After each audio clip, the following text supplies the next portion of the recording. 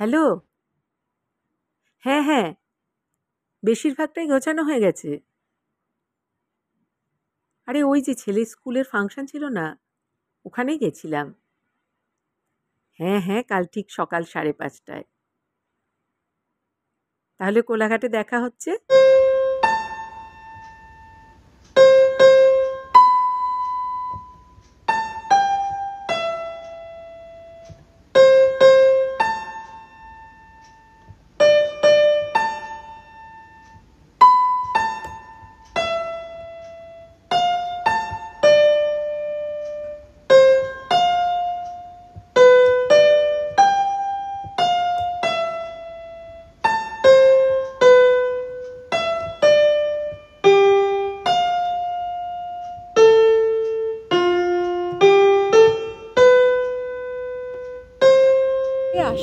আশা হলো কতদিন বাদে বল, সেই ছোটবেলার স্মৃতিগুলো মনে পড়ে যাচ্ছে।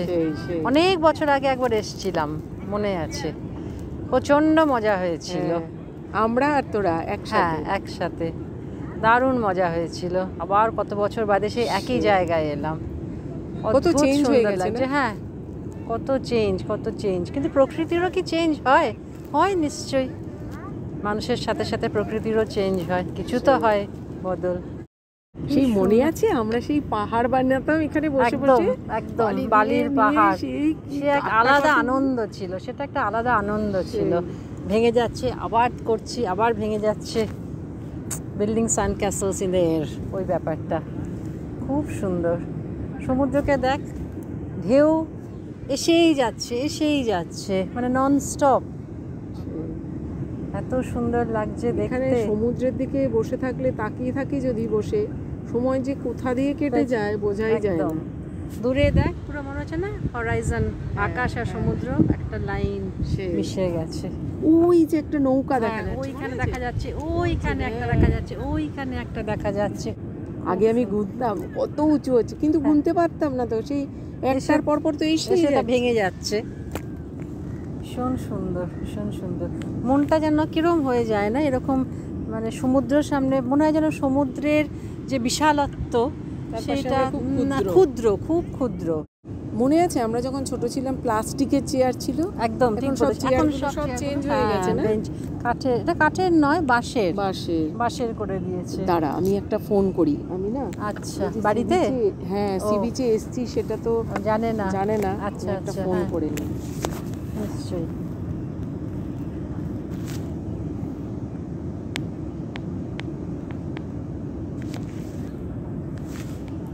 হ্যালো, হ্যাঁ আমরা না সি বিচে এসছি, বুঝেছিস? বাপি ফিরেছে,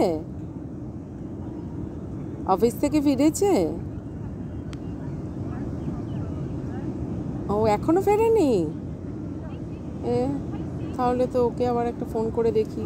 খবর নিয়েছিলিস একবারও? নিসনি?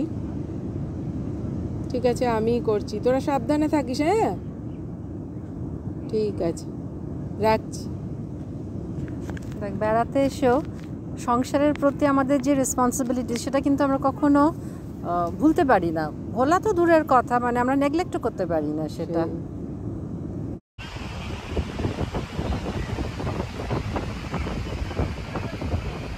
পাপড়ি, চল দুজনে মিলে একটা গান গাই। ছোটবেলায় একসাথে আমরা নাচ গান করতাম, মনে আছে? যে আমাদের ফেভারিট গান, কোন সে আলোর স্বপ্ন নিয়ে। তুই শুরু কর, আমি সাথে দেখি। কোন সে আলোর স্বপ্ন নিয়ে যেন আমায় কে ডাকে, আয় চলে আয়। কোন সে আলোর স্বপ্ন নিয়ে যেন আমায় কে ডাকে, আয় চলে আয়। ছায়া নীল সীমানায় ঝড়াই সোনা সূর্য মেঘের গায়, ডাকে আয় রে আয়। কোন সে আলোর স্বপ্ন নিয়ে যেন আমায় কে ডাকে, আয় চলে আয়। কোন পাখি তার দুঃসাহসের ডানা মেলে, যায় হারিয়ে অন্ধ মনের আধার ফেলে। সেই মন সঙ্গী করে আকাশের নীল নগরে, আমিও যাব যে তারি পাখায়। এখনো ফেরেনি বলছে। হ্যাঁ, ন্যাচারালি একটা তো চিন্তা হয়। পরেও নি ফোন, আর এইবার তো প্রথম আমরা একা একা এসেছি না, বাড়ির লোকেদেরও চিন্তা হওয়াটাই স্বাভাবিক। হ্যাঁ হ্যাঁ।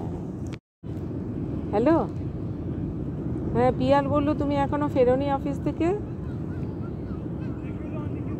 ও আচ্ছা আচ্ছা আচ্ছা, দাঁড়াও তোমাকে একটা ভিডিও কল করি, হ্যাঁ দেখাই এখানটা।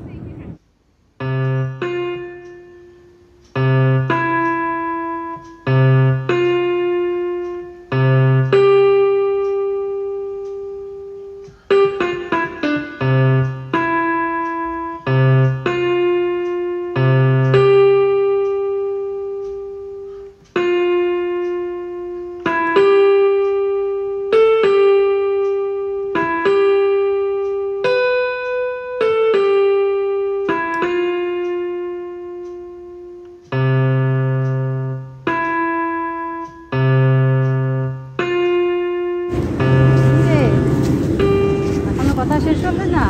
না না, এখানেই রাখি।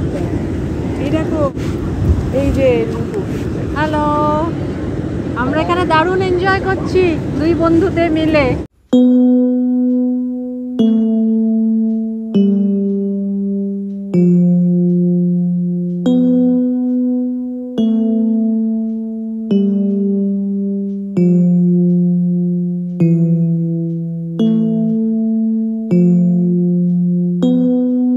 আমাদের বাড়িতে তো খুব ছোঁয়া তোমার সব মানা করতো। হ্যাঁ, সেই একদিন দীক্ষা আমাদের সাথে করতো, ডিম নিয়ে গেছিল, আমি আর তুই তো খেলাম।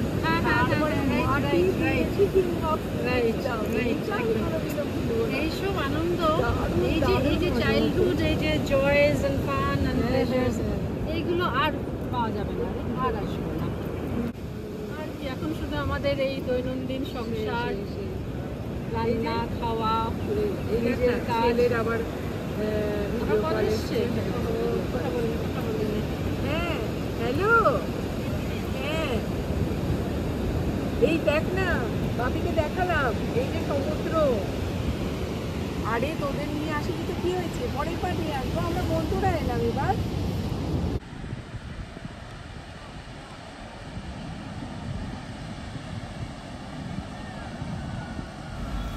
পাপড়ি দেখ, আজকে সি বিচে দাঁড়িয়ে আমার একটা ইংলিশ পোয়েম খুব মনে পড়ে যাচ্ছে, শার্লি টলসনের লেখা একটা পোয়েম। তাতে আছে, পোয়েমটার নাম হচ্ছে দ্য ফটোগ্রাফ। সেখানে দেখাচ্ছে পোয়েটের মায়ের দুই কাজিন সমুদ্র বিচে দাঁড়িয়ে রয়েছে, এটা একটা হলিডে এনজয় করছে। And the poets mother was about 12 years old সেই সময়। তো পোয়েট বলছেন যে সমুদ্রের জল এসে আলতো করে তাদের পা ছুঁয়ে চলে যাচ্ছে, কিন্তু পোয়েট এখানে যেটা বলছেন যে এই যে পা ছুঁয়ে চলে যাচ্ছেন, এই যে সমুদ্রের জলে, সমুদ্র কিন্তু যুগ যুগ ধরে একই কাজ করে যাচ্ছে, কিন্তু ছবিতে যারা রয়েছেন পোয়েটের মা এবং তাদের দুই cousin, those people are no more in this world. তো পোয়েট সেটাই বলছেন যে মানুষের জীবন, human life is transitory but whereas nature is eternal. এইটাই কবিতাটার মধ্যে দিয়ে একটা স্টার্ক রিয়েলিটি উনি তুলে ধরেছেন।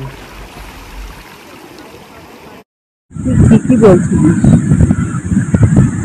আগে দেখ, আসতাম যখন বাবা মা সবাই সঙ্গে আসতো, এখন দেখ আস্তে আস্তে কেউই নেই। আমার বাবা মা, তোর বাবা মা সবাই চলে গেছে, কিন্তু দেখ সমুদ্র কিন্তু একই রকম, একই রকম। এই জলে পা দিয়ে দাঁড়াতাম, মাথায় জল একটু নিলাম। হ্যাঁ ঠিকই বলছিলিস, এটাই তো দুনিয়ার নিয়ম।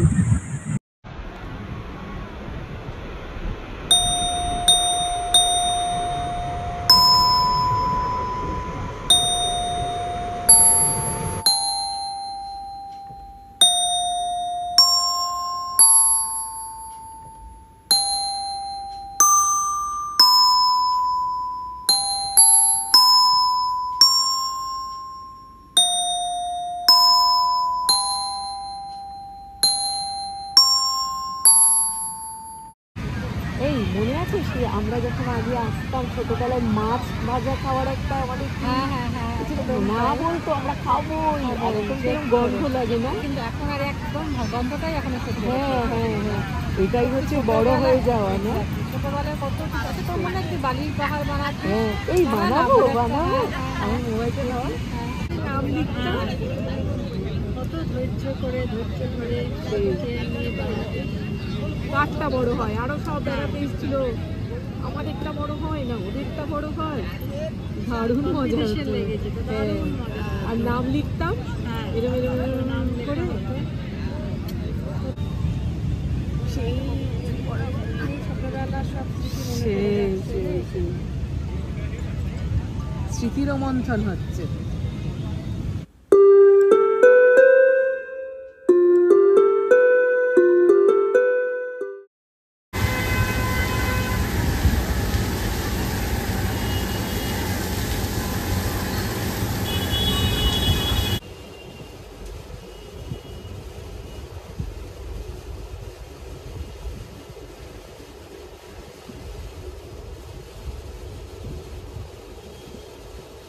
না না না, আমি বেশি ভিজিনি। হ্যাঁ হ্যাঁ না, আমি তো চলে এসেছি রুমে। হ্যাঁ, রিঙ্কু এখনই আসবে।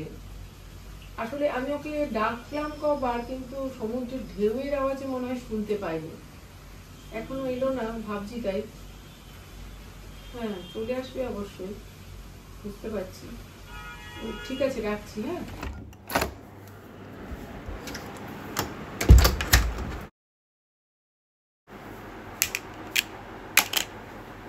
বাবা, তুই একদম ভিজে গেছিস।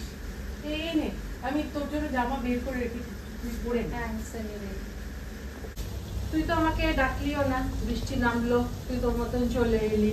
আরে আমি তোকে ডেকেছি অনেকবার, সমুদ্রের আওয়াজে তুই শুনতে পাসনি, বেশ কবার ডেকেছি।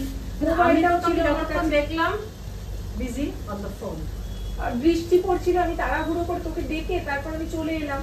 কথাই বলে যাচ্ছিস তুই তোর বাড়ির সাথে, হাজবেন্ডের কথা, ছেলে মেয়ের সাথে। তো সারাক্ষণ যদি বাড়ি নিয়ে, বাড়ির ওয়ারিজ নিয়ে, বাড়ির রেসপন্সিবিলিটিস নিয়ে থাকবি, তো বেড়াতে এসে ইটস নো ফান দেন। কোথায় ভাবলাম তোর সাথে আসবো, এত বছর বাদে একসাথে সেই নতুন পুরোনো জায়গায় বেড়াতে এলাম, যে তোর সাথে কোয়ালিটি টাইম স্পেন্ড করবো। কিন্তু যদি সারাক্ষণ সংসারের চিন্তা নিয়ে ব্যস্ত থাকিস, always busy on the phone, তাহলে কি হবে না? আই এম রিয়েলি আপসেট, খুব unfair, that I didn't expect it. Anyway আমি চেঞ্জ করে আসছি।